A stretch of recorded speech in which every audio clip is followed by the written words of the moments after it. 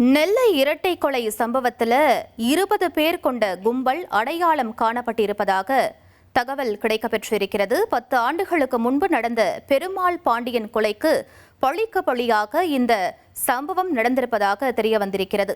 பெருமாள் பாண்டியன் என்பவரது மகன்கள் உட்பட 20 பேர் கும்பல் என தெரிய வந்திருப்பதாக காவல்துறை தரப்பிலிருந்து விளக்கம் கொடுக்கப்பட்டிருக்கிறது. 6 தனிப்படை அமைக்கப்பட்டு கொலையாளிகளை தற்போது போலீசார் மிக தீவிரமாக தேடி வருவதாகவும் சொல்லப்படுகிறது. நெல்லை இரட்டை கொலை சம்பவத்தில் 20 பேர் கொண்ட கும்பல் அடையாளம் தெரிந்திருப்பதாக முதற்கட்ட தகவல் கிடைக்கப்பெற்றிருக்கிறது. நெல்லை அருகே தந்தை மகன் படுகொலை செய்யப்பட்டிருந்தார்கள். இது தொடர்புடையதாக 15 ஆண்டுகளுக்கு முன்பு கொலை செய்யப்பட்ட பெருமாள் பாண்டியன் மகன்கள் உட்பட 20 பேர் கொண்ட கும்பல் அடையாளம் காணப்பட்டிருப்பதாக காவல்துறை தரப்பிலிருந்து விளக்கம் கொடுக்கப்பட்டிருக்கிறது. இது தொடர்பாக 6 தனிப்படைகள் அமைக்கப்பட்டு தற்போது கொலையாளிகளை போலீசார் தீவிரமாக தேடி வருகிறார்கள். அது தொடர்பான முக்கிய செய்தியை நாம் பார்த்துக் கொண்டிருக்கிறோம். இது பற்றிய மேலும் விவரங்களை எமது செய்தியாளர் ராமசுந்தரம் வழங்கிட கேட்கலாம். ராமசுந்தரம், இந்த விவகாரத்தில் தற்போது நடப்பது என்ன? முழு விவரங்களை பதிவு பண்ணுங்க. இந்த கொலை சம்பவம் ஏற்கனவே கடந்த பல ஆண்டுகளாகவே இருந்த முன்விரோதம் காரணமாக தான் நடைபெற்று வந்தது.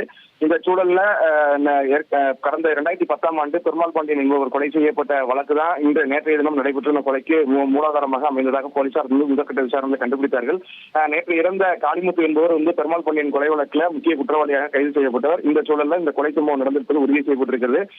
ஏற்கனவே பெருமாள் பாண்டியன், சுப்பையா என இருவர் கொலை செய்யப்பட்ட வழக்கில் தொடர்பு காளிமுத்து தொடர்புடையதாக கண்டறியப்பட்ட நிலையில அவர்களுடைய குடும்பத்தார் தான் இந்த கொலையில் ஈடுபட்டிருப்பதாக 20 பேரை போலீசார் அடையாளம் காணப்பட்டு அவர்களை கைது செய்யக்கூடிய பணியில தீவிரமாக 6 தனிப்படை அமைத்து தேடி வருகிறார்கள். தற்போது 6 தனிப்படை போலீசாரும் பல்வேறு இடங்கள்ல பல்வேறு கோணங்கள்ல இந்த விசாரணை தீவிரப்படுத்தப்பட்டு சிசிடிவி கேமரா காட்சிகள் உள்ளிட்டவைகளை ஆய்வு மேற்கொண்டு அந்த நபர்களை கைது செய்யக்கூடிய பணியில ஈடுபட்டிருக்கிறார்கள். தற்போது 20 பேர் அடையாளம் காணப்பட்டு அவர்களை கைது செய்ய நடவடிக்கையை மாவட்ட காவல்துறை மற்றும் மாவட்ட காவல்துறை தனிப்படை போலீசார் தீவிரமாக தேடி வருகிறார்கள்.